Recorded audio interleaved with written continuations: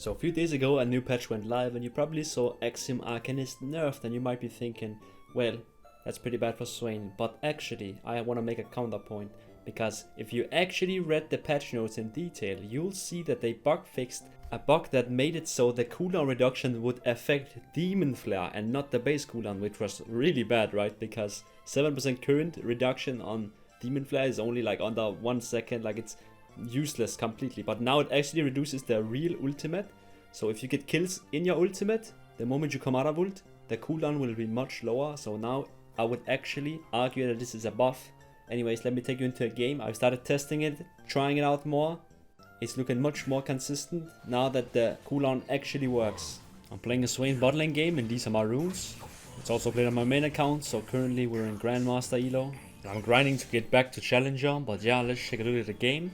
We're playing against Engage and Varus, and I have a Nami support. This is fine, I think, if we play it well.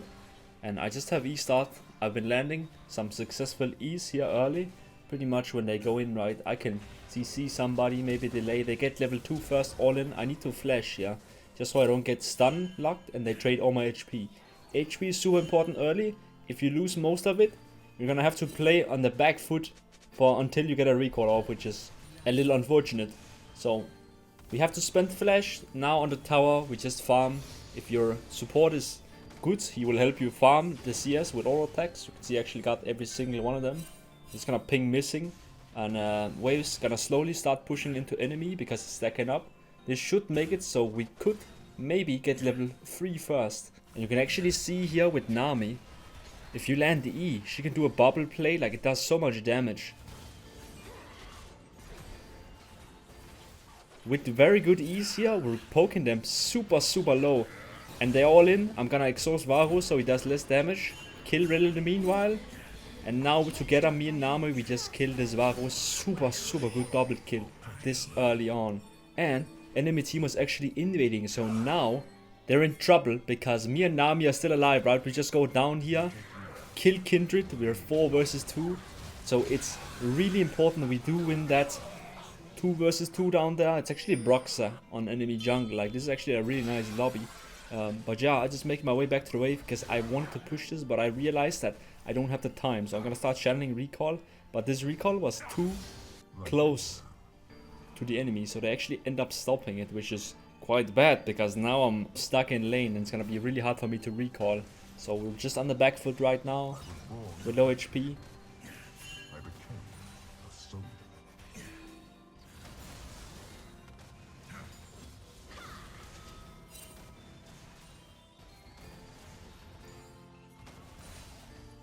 And I keep getting stopped, but I realized it's a cannon wave next one, and wave is not pushing into them, so I can just base.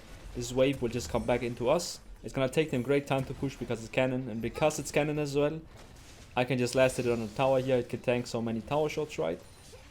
So just push out the wave now as quick as you can. I got a lot of item spikes, lost chapter, we got Dark Seal and Tome. Big AP numbers, look at this. I land E, pull them in, Nami goes bubble, WQ, that's half HP on Varus. Like, it's such a nice little combo. Swain is greatest with Engage. He's good with Rel, Leona, those kind of champs. But he has those certain picks, even enchanters, that is actually not that bad. Like Nami, I don't mind that at all. So we do another nice trade. Fiddlesticks comes in.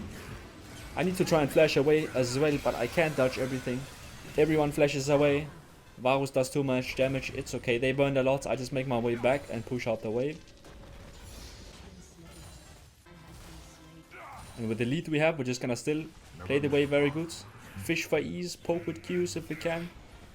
At level 6, your game becomes much more easy to play because your 2v2 is actually super strong. So now we fall back because we had enemy Kindred spotted.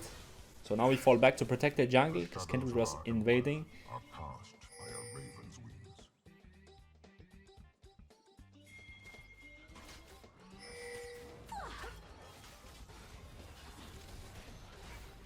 After we make our go away, we just make our way back to bot lane, push out the waves, right, get the minions. A calculated risk is no risk at all. After the battle, the ravens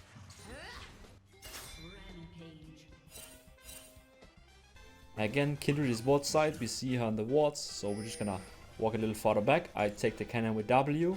We think that she's gonna invade, so I'm gonna walk in the bush. If she doesn't see us, she might walk into us. She's not that dumb, so she will just run the other way around. We just have to clear waves now, since our jungle is topside taking objectives. It's important we don't like overextend down here when Kindred is man advantage, right? So it can of course suck a little. We have to give her the stack on the Grump, but it is what it is. I don't think she's here anymore though, so we go in the bush and try and look for something. The moment I see, okay, nobody's coming, we just one-shot the wave, recall, and spend the money, right? We have so much money. We actually have boots upgrade, and I want to actually buy Lucidity. I actually do really like the Lucidity on the upgraded boots, because they give 15 haste, which is quite a lot. And if you want to upgrade them, you can get 25 haste and like a Cosmic Drive passive basically. So actually quite nice. So we just get back to pushing bots, and we're waiting really far up because Darius is here. So we're gonna engage them once they step up, and that's what we do. So just kill Varus first. Fiddlesticks is actually here as well, but we just chase them down. Don't be super scared. I'm mega strong with my item spike and boots. You can see I'm just firing, throwing hands everywhere.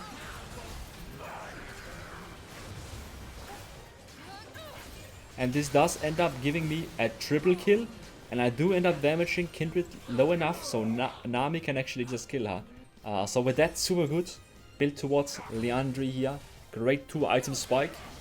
So I just clear bot wave again. I try and help my team with W. Don't start running though. Just keep your focus. Keep your pushing on the bot wave. I take waves. Take towers because there's nobody down here. You don't want to just roam around, do nothing. If enemies are all topside because they're doing play, sometimes the best thing you can do is not follow. Just take tower. Take waves. Get a big lead from that. I'm getting close to my 2 item spike already. After bot lane, I roam in towards the mid lane, and I'm just looking for this next fight with my huge lead, right? So, Cillian has no ult. After he ults Kindred, just run in, kill him. Take out Kindred afterwards. And now, the role assignment for bot lane Swain is after bot lane tower, you always want to just go mid on cooldown. Go mid, push wave, look for fight. Go mid, push wave, look for fight. That's all you gotta do, man. On repeat.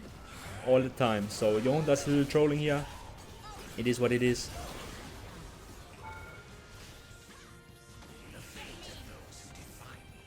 I feel okay confident because I have Nami nearby. She does a bubble. I'm gonna Q flash so we get maximum damage. Catch Varus off guard here, get the one shot. And now just like run this rel down. I have so high damage, the Nami bubbles. And the Nami, like her E, gives really good value. Sadly, everyone is nearby though. Like somebody called the Avengers. Ends up being 5 people mid with the fiddle, Kindred, everything. It's fine though, 2 for 2. While getting waves. While drawing enemy pressure. So I just make my way back into the game, and because there's stuff happening bot side, I make my way down there, start fighting, looking for kills. We still gotta keep our distance though. We are, even though we're fed, Swain, you can't just like run your head into everything. Kindred is also actually really fed. I see her going for this mark, so I'm just actually gonna wait at the bush, and we just do a full clean one shot. No chance for her to counterplay because we just do a CC chain throughout the whole thing with Nami, right? So, with Kindred one-shotted, and we denied her mark, I'm just gonna go mid and push. You can see enemy bot lane is actually top, right? So, again, don't just run up there and like be confused. Just take mid tower, it's free, right? There's nobody here, except Varus who comes super late. And after that, I'm making my way to top side. Because you know what? Next tower in the line is top lane tower. So, we kill Rel, and I'm gonna stick around mid lane just because I really want this wave. I don't want Varus to push us into tower. He actually ends up fighting me. Because I'm so fed, I think I can win it, and I do barely win it. Varus is very scary to 1v1, I won't lie. Swain's not really that 1v1 type of guy. So with that, I just recall. Now we just siege for either bot or top tower. As I said before, bot tower was where my teammates were, so I helped that. We killed tier 2 bots, and now we just do Arakan. Great objective. Gives a lot of XP.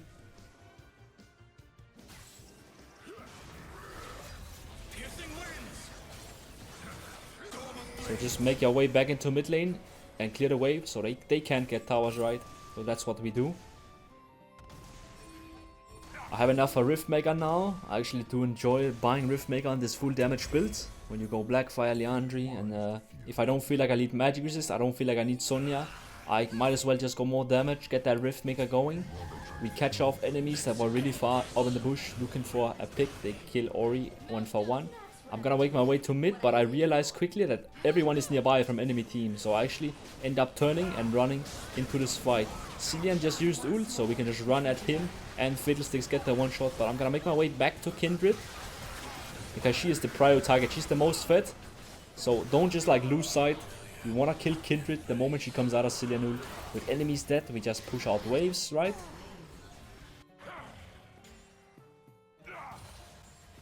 I'm gonna use my W on bot lane because it's already pushing. So we're gonna lose the wave regardless. I might as well get some of it and make it push quicker. Now we just take top lane tier 2 and I push out some mid wave. So that's not a problem. Recall, spend your money. I'm building towards Sonya now so I can maybe survive if Fiddle jumps in, with Varus jumps in, right? And I'm gonna just continuously, while pushing mid, just hit the side waves with W and make this push. When you have pushed the wave, you can go for plays like this, right? Where my team is going for top lane kill here. Because mid is push, it's not that bad, so I can actually help follow.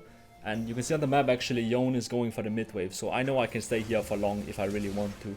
Teammate does something a little grief though, like everyone commits while they have a Cillian and Kindred, so...